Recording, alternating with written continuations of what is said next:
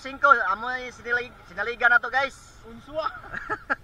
Lolong Dennis. Ekto yung ay dare. Si Kaluso. Dirada na puta kuman. Sila tuod ang ato iban ko man nagabi napagpanaga. So di na nato pagdugadon pa. Birada na kita mga bay. Kibasin mo uyan asad. May bagyo ra ba? O kini na spot is dili basta-basta nato na napili ko man.